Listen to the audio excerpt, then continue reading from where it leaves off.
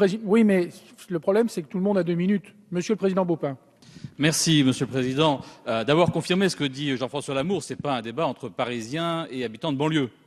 C'est peut-être un débat entre la droite et la gauche. Quoique, j'ai bien noté que M. Devedjian et M. Bédier avaient, eux, compris que cette mesure était une mesure positive, puisqu'ils la soutiennent.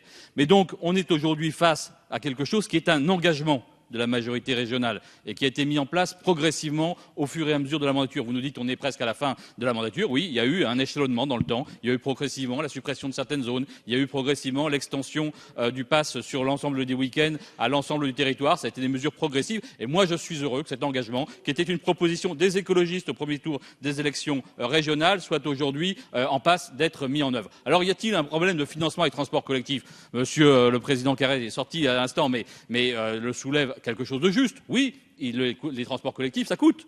Mais la pollution, ça coûte bien plus cher encore. Je me permets juste de rappeler que, année après année, nous avons subventionné à hauteur de 7 milliards le diesel dans ce pays et que là, par contre, il n'y avait pas grand monde pour venir ici dire que ça coûtait extrêmement cher aux collectivités. Si on filait au transport collectif ne serait-ce que la moitié de la recette fiscale qu'on a financée pour le diesel, on aurait largement de quoi financer les transports collectifs. Donc moi, je suis fier qu'aujourd'hui, nous ayons l'occasion de financer et de mettre en place cette grande avancée qui est une avancée pour l'identité régionale, parce que ce sera le même pass unique où qu'on habite dans la région Île-de-France. Ce sera une avancée évidemment pour les habitants de banlieue, ça a été indiqué, mais ce sera aussi une avancée pour les Parisiens, parce que ça permettra aux habitants de Paris de pouvoir se déplacer dans l'ensemble du territoire de la région, et notamment pour pouvoir accéder à de nombreuses activités qui existent en petite couronne et en grande couronne, notamment le week-end. Et donc c'est un signal important en faveur des transports collectifs que nous allons apporter à la veille de la COP 2015, la conférence sur le climat.